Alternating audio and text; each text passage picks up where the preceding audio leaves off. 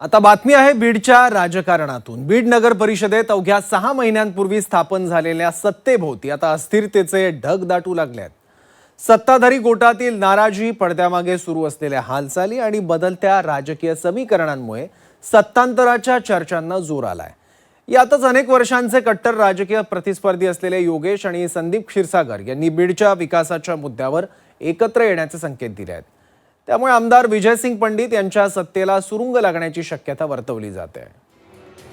बीडकरांना आपल्याला या सगळ्या गोंधळातून काही व्यवस्थित चित्र निर्माण करून काम करून दाखवायची वेळ येत असेल तर काय प्रस्ताव येतात काय नाही त्या प्रकारे आपण विकासाचा विषय असेल किंवा लोकांच्या अडचणी कामाचा जो विषय असेल तर आम्ही विचार नक्कीच करू।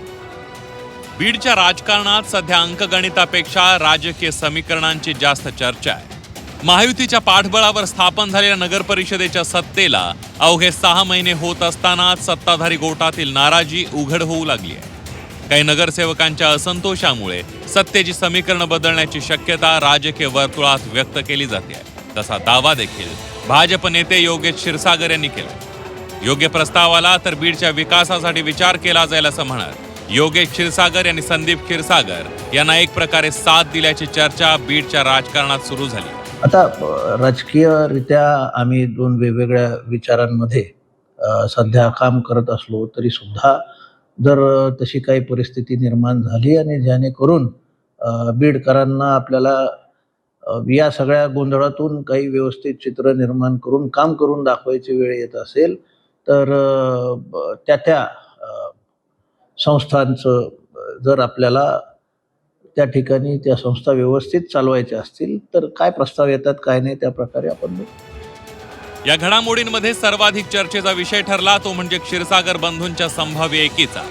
बीडच्या विकासासाठी एकत्र येण्याची गरज आहे या योगेश क्षीरसागर यांच्या वक्तव्यानंतर आमदार संदीप क्षीरसागर यांनी ही सकारात्मक भूमिका घेत गरज पडल्यास एकत्र बसण्याची तयारी दर्शवली आहे। अनेक वर्षांच्या राजकीय संघर्षानंतर दोन्ही नेत्यांच्या भूमिकेनं बीडच्या राजकारणात नव्या शक्यतांना उधाण आलं।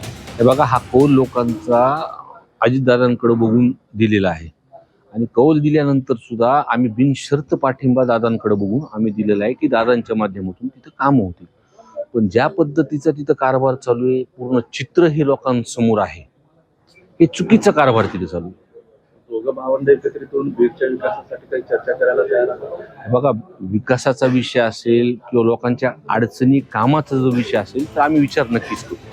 सध्या या सर्व घडामोडी चर्चेच्या पातळीवर असल्या तरी त्यामागील राजकीय संदेश स्पष्ट मानला जातोय। क्षीरसागर बंधूंची संभाव्य एकी, नाराज नगरसेवकांची भूमिका आणि बदलतं राजकीय गणित या तिन्ही गोष्टी एकत्र आल्या तर नगर परिषदेतील सत्तेचं चित्र बदलू शकतं। त्यामुळे आमदार विजयसिंह पंडित यांच्या नेतृत्वाखालील सत्तेसाठी हा धोक्याचा इशाराच मानला जातोय। त्यामुळे पुढील काही दिवस बीड नगर परिषदेच्या राजकारणासाठी निर्णायक ठरणार एवढं मात्र नक्की।